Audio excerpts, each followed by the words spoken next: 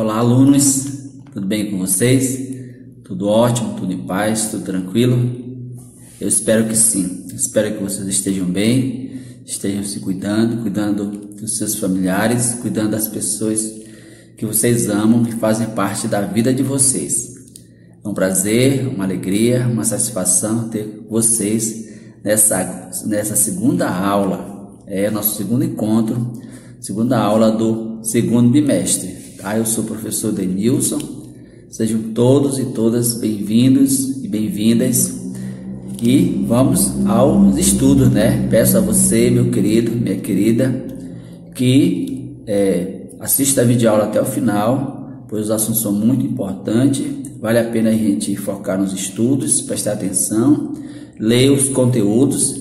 Eu sempre digo que vocês precisam ler o conteúdo da disciplina, o assunto da aula. Assim, vocês com certeza irão entender muito bem a explicação do professor, certo? Mas, por favor, leiam mesmo, tá bom? Leiam mesmo, preste atenção na videoaula, façam suas atividades. Dessa forma, nós vamos crescer nos estudos, crescer na aquisição de conhecimento, na cultura acadêmica e vocês realmente só tem a crescer, a se desenvolver. Conta comigo, viu? Eu sei que ainda nós estamos online, Muitos alunos já estão ainda estudando só em casa, mas peço a você, faço o convite, se você já tem a possibilidade de vir para a escola, assistir às aulas presenciais, por favor, venha, e você será bem recebido. Com certeza é muito melhor, Muito melhor ter a aula presencial, você ter contato com seus colegas, seus professores, e assim a gente interage melhor. Então, tá feito o convite, viu? Meu querido aluno, minha querida aluna, se você de fato já tem condições, tá tudo bem com você, com seus familiares, venha para a escola, venha assistir às aulas presenciais, certo? E peço mais uma vez a você empenho, dedicação, coragem, motivação para estudar, certo? A gente sabe que tem os desafios da vida, do dia a dia, os problemas, mas você é estudante. Eu posso até dizer que você é acadêmico, tá? E estudante acadêmico pesquisa, lê, se aprofunda nos conteúdos. E por que isso? Porque isso faz parte da sua vida enquanto estudante, certo? Você precisa focar cada vez mais nos estudos, tá? E empenho, dedicação, coragem, certo? Porque, como você bem sabe, você sabe que tem muita coisa para fazer, são várias disciplinas, vários conteúdos, vários professores que você precisa focar aí nos estudos, precisa se organizar para dar conta de todos os trabalhos, todas as atividades, assistir todas as videoaulas, para você realmente conseguir dar conta dos seus estudos e dos seus compromissos enquanto estudante, certo, aluno? Então, tá aí a motivação para você, que Deus te abençoe, abençoe seus familiares, abençoe as pessoas que fazem parte da sua vida e que Deus te cubra de bênção, de sabedoria. Peça de Deus sempre a sabedoria, o dom do Espírito Santo, o dom do discernimento, tá? Para você ter condições intelectual para compreender bem as matérias, os assuntos explicados. Então, que Deus te abençoe grandemente e que você seja um homem, uma mulher de fato de Deus, tá? Tenha sempre a vida de oração, a vida de espiritualidade, porque Deus é tudo na nossa vida. Deus é nossa força maior e a gente precisa cada vez mais estar ligado a Ele na intimidade, na oração, na espiritualidade e não esqueça dessa dimensão importante da nossa vida, que é a vida de oração, a vida de espiritualidade, porque como eu já falei, Deus é a nossa força maior e Ele está sempre conosco. Ele mesmo prometeu que estará sempre conosco. Então sinta a presença de Deus, sinta a força de Deus presente na sua vida, que te dá as condições necessárias para você viver bem a sua vida de família, de amizade, vida de estudos, que é muito intensa, né? Exige muito dos alunos, mas confie em Deus, confie também no seu potencial. Você é uma pessoa de grande potencialidade, você é capaz. Entenda que você é capaz, você é inteligente, o que você quiser para a sua vida, com o seu esforço, com o seu empenho, com a sua dedicação, com as bênçãos de Deus, com a graça de Deus, você vai conseguir. Certo, alunos? Então, acompanhe aí a videoaula com atenção e vamos aos estudos. Assunto: ceticismo e neoplatonismo, página 10 a 13. Alunos, nós vamos, como a gente sempre faz, né? A gente vai revisar um pouco o assunto da aula anterior, tá? Dessa forma, depois de uma semana, é importante a gente rever algumas ideias importantes para a gente não esquecer e fixar bem as informações, tá? O nosso assunto da aula anterior foi a epistemologia antiga e medieval, certo? Então a gente vai rever algumas ideias importantes, sobretudo relacionada à epistemologia, esse termo, que de fato, o que é isso e em que consiste, certo, alunos? Então acompanhe aí com atenção. O que é epistemologia? A gente viu que a epistemologia é teoria ou teoria do conhecimento. A epistemologia, teoria do conhecimento, é uma das áreas da filosofia que estuda o conhecimento. A epistemologia estuda a formação do conhecimento, a diferença entre ciência e senso comum, a validade do saber científico, dentre outras questões. Então, quando se fala de epistemologia, nós estamos falando de teoria do conhecimento, tá? E quando se fala de conhecimento, nós estamos falando que é conhecimento científico, tá? É conhecimento racional, conhecimento que realmente passa por todo todo um processo para poder gerar o conhecimento, tá? A gente não está falando de senso comum, a gente não está falando de outras formas de conhecimento, a gente está falando de conhecimento científico, tá? E a epistemologia vai nessa perspectiva de entender como o ser humano conhece, como o ser humano aprende, como ele constata a verdade, a verdade de uma coisa, de uma forma científica, de uma forma racional. Então, a epistemologia vai tratar de tudo isso, ok, alunos? E nós falamos sobre doxa e episteme. Doxa é a palavra grega que significa opinião, e episteme é a palavra grega para conhecimento, certo? Então, doxa é opinião ou aparência, tá? Que já vai aprofundar mais sobre isso. E episteme é conhecimento. Na filosofia platônica, Platão define o dualismo epistemológico, que é a visão de conhecimento em duas partes, tá? A visão de conhecimento em duas partes. Primeira, a doxa é opinião e é como se fosse o primeiro conhecimento, como se fosse o senso comum, certo, alunos? Já episteme ou conhecimento verdadeiro, também chamado de ciência. Parmênides falou sobre a existência de duas vias que poderiam ser percorridas em busca do conhecimento verdadeiro.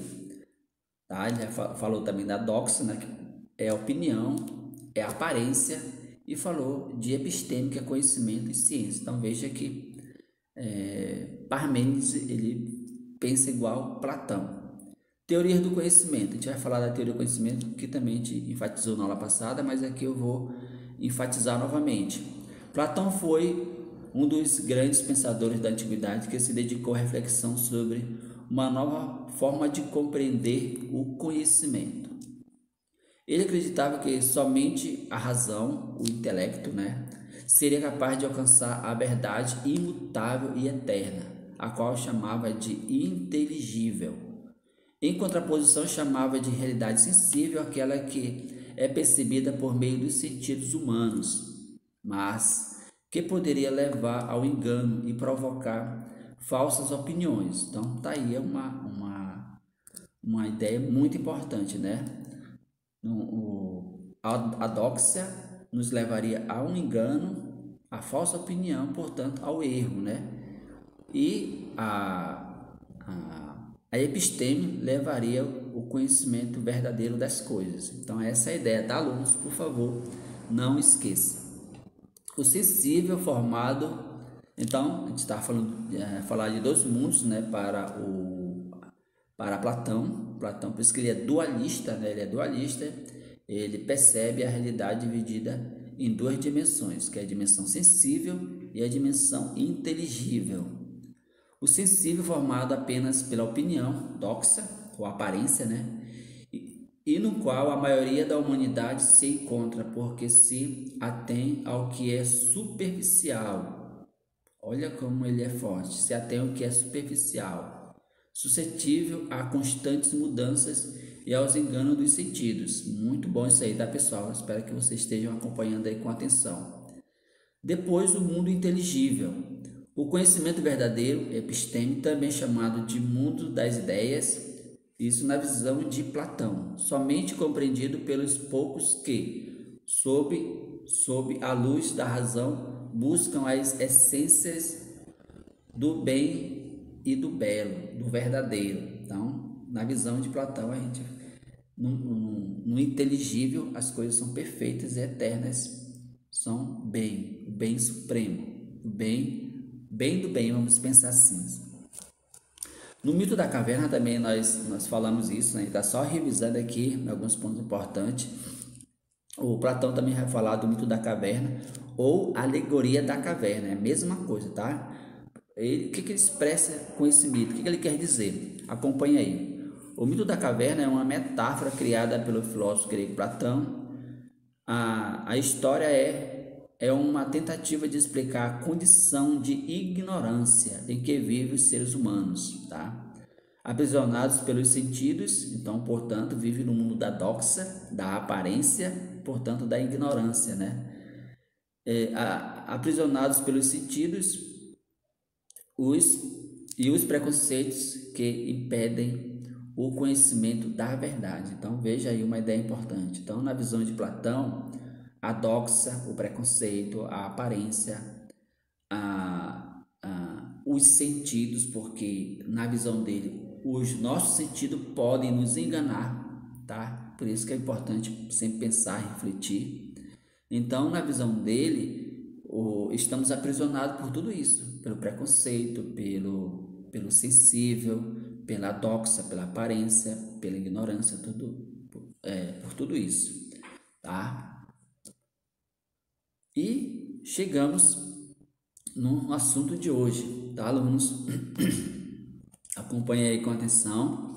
Ceticismo e neoplatonismo, tá? Esse termo neo, pessoal, é novo, significa novo. Neoplatonismo. Então, é uma nova interpretação das ideias de Platão, certo? É uma nova interpretação, são novas ideias relacionadas ao Platão. Durante um longo tempo, a concepção platônica predominou. Nos séculos seguintes, a elaboração do conceito de conhecimento, fatos históricos, favoreceram a propagação do pensamento grego antigo em novos territórios. Então, o pensamento dos filósofos, sobretudo dos filósofos clássicos, que eu já falei para vocês, que é Platão, Sócrates e Aristóteles. O pensamento desses filósofos se expandiu, chegou a outros territórios, de acordo com o conteúdo aí. E seu intercâmbio com o pensamento de outros povos, tá? Por isso que vão fazer uma nova interpretação da ideia de Platão, no caso aí.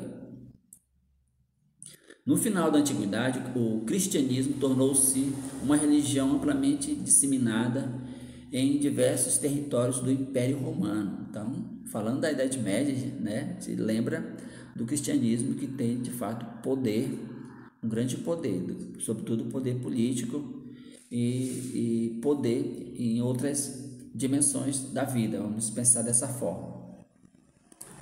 Em consequência, ocorreu um encontro entre a filosofia grega e os princípios do cristianismo. Queridas, se você está com o seu material aí, por favor, grifem essas partes, tá bom? Isso é muito importante. Ocorreu um encontro entre a filosofia grega e os princípios do cristianismo, tá? Resultando em uma nova visão sobre diversos temas filosóficos, por isso que é neoplatonismo, uma nova visão sobre as ideias de Platão. Ok, alunos? Espero que você esteja entendendo bem, porque isso aí é muito, muito importante, ok?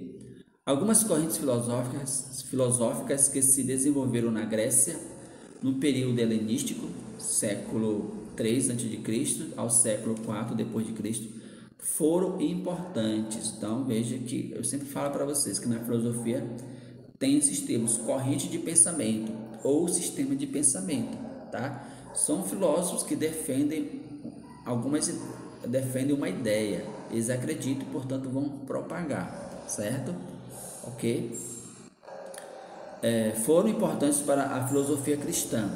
Entre elas destacamos o ceticismo e o neoplatonismo. Então, a partir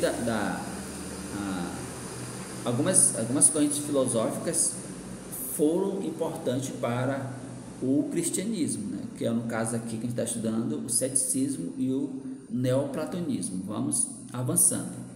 Ceticismo. Pyrrhon foi considerado fundador de uma escola filosófica que afirmava a impossibilidade de obtermos um conhecimento seguro da realidade. Então veja aí, tá? Grife essa parte aí se você está com o seu material.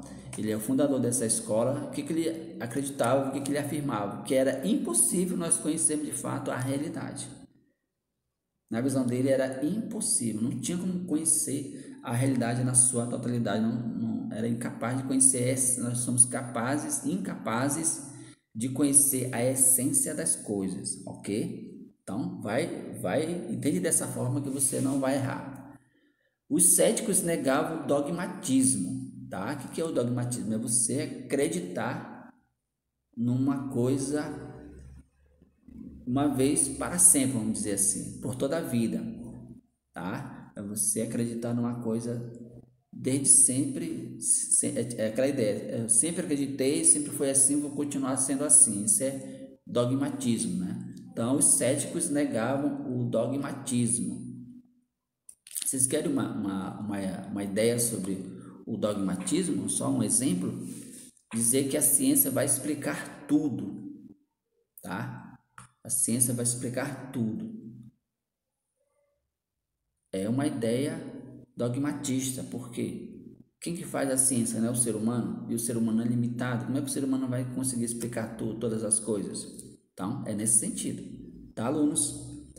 Ao contrário dos defensores dessas teorias, os céticos problematizavam justamente a possibilidade de conhecermos a realidade, concluindo que sua natureza absoluta era incompreensível para os seres humanos, os quais só poderiam afirmar as coisas como lhes parecia e não como eram de fato, certo? Então, a partir dos sentidos, os humanos captam as coisas, né? E podem falar somente daquilo que seus sentidos lhe possibilita conhecer, e não a verdade real das coisas, né? A essência, a verdadeira informação, certo? Vamos prosseguindo. Pessoal, eu coloquei aí alguns termos que estão na apostila de vocês, só para a gente se familiarizar com esses termos, tá? Então, preste atenção aí, se você está acompanhando aí no seu material, vai grifando aí.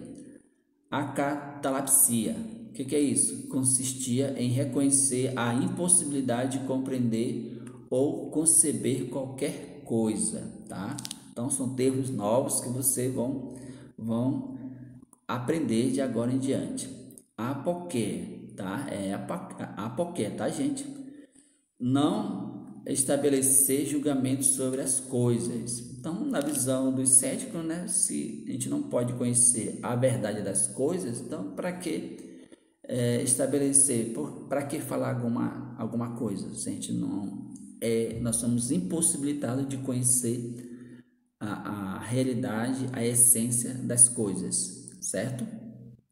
Adoxia, sem opinião. Esse termo designava a postura de reconhecer que não era possível compreender a realidade e, portanto, era necessário suspender qualquer julgamento sobre a natureza absoluta das coisas. E por último, um termo que a gente já viu, né? Esse termo é mais conhecido, ataraxia. Estado de tranquilidade imperturbável, uma via de perturbação espiritual. Então, nada perturba a pessoa, nada perturba.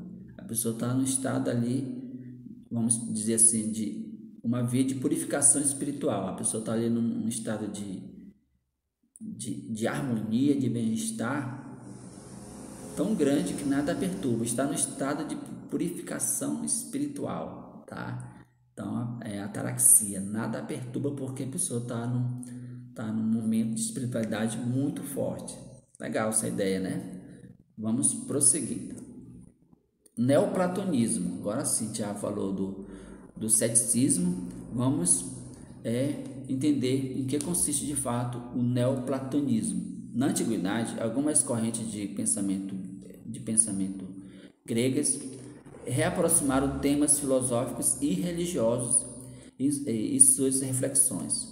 Entre elas destacamos o neoplatonismo, que se desenvolveu a partir do século II depois de Cristo. O neoplatonismo teve início no ano de 175 em uma família cristã. No entanto, contrário à orientação religiosa familiar, Amônio, membro da família, abandonou o estudo do cristianismo, dedicando-se à filosofia. Tá? Então tá aí um pouco da história relacionada ao neoplatonismo. Assim, vivendo no mundo sensível, mas participando do mundo inteligível, por ser dotado de intelecto, o ser humano deveria purificar-se dos apelos do corpo, desenvolvendo a razão e buscando a espiritualidade na qual o indivíduo retornaria à realidade suprema. Tá? Então tá aí a ideia.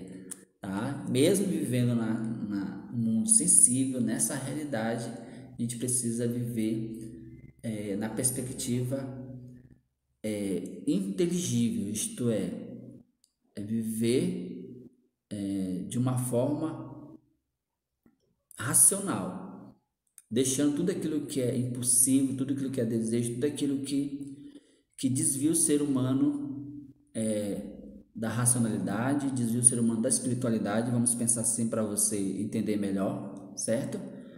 Então, vivendo de maneira racional, intelectual, mesmo vivendo nesse mundo, a gente precisa direcionar a vida para a vida espiritual, tá? Porque o que nos espera é a realidade suprema. Em outras palavras, o que nos espera é o céu.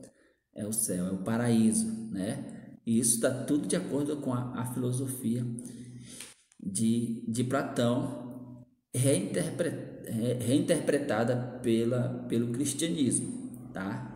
Pelo neoplatonismo, essa nova forma de interpretar as ideias de Platão. Certo, alunos? Legal, né? Por meio da reinterpretação promovida pelo neoplatonismo, as teses platônicas chegaram à maioria dos filósofos medievais.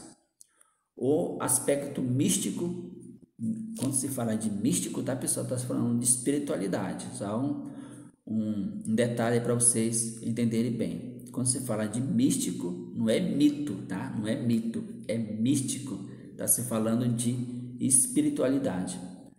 O aspecto místico dessa reinterpretação favoreceu a fusão, tá? A fusão posterior entre conceitos platônicos e princípios cristãos. Então, uniu, né? Uniu, tá? Fusão é união, tá, pessoal?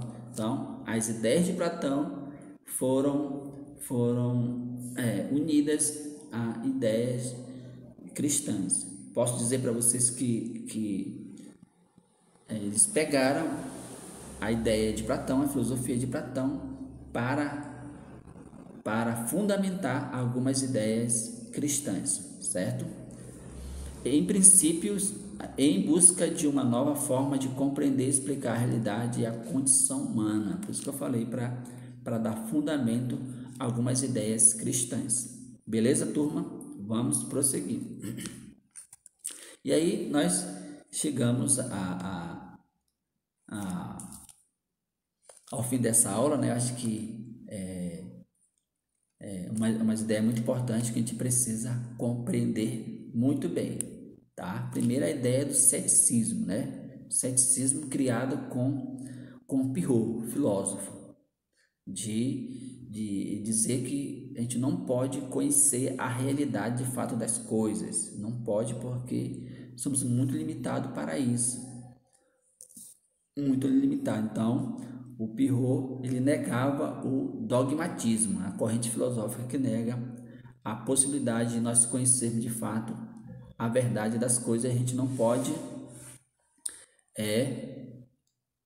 acreditar de forma dogmática, sim, de uma vez por toda, tá? Porque nós somos muito limitados para isso. Essa é a ideia do ceticismo, certo? Ceticismo, para você não esquecer, tá? E depois nós falamos do neoplatonismo, né? Acho que uma ideia muito importante, sobretudo relacionada ao neoplatonismo, que foi essa reinterpretação da ideia de Platão para o cristianismo, né? Sobretudo quando se fala de vida espiritual, de vida mística, tá? Ele diz que a gente vive nessa realidade, nesse mundo sensível, tá? Na visão de Platão, só para enfatizar a ideia novamente, na visão de Platão, a realidade ela é dualista, tem duas dimensões, a dimensão sensível, que é essa daqui, e a dimensão inteligível, que é a dimensão do céu. Vamos pensar assim, que é para vocês entenderem bem, tá bom?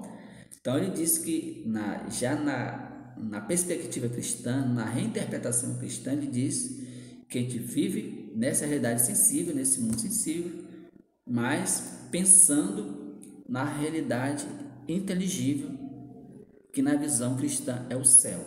Por isso que ele diz que a gente precisa agir de forma racional. A gente precisa orientar bem as nossas emoções, os nossos desejos, orientar bem os nossos instintos, tá? Para viver de forma racional e podermos alcançar a salvação, o céu, e podemos viver futuramente na realidade suprema, que é o céu, que é a realidade inteligível. Muito bom, né? Muito bom, alunos. Opa, desculpa.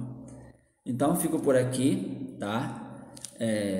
Muito obrigado, espero ter feito vocês compreenderem bem essa temática. Responda aí no livro de vocês, a página 12 e 13, e também as atividades em PDF, certo? Que eu irei enviar para vocês. Meu muito obrigado, um grande abraço do professor Denilson e até a próxima, se Deus quiser.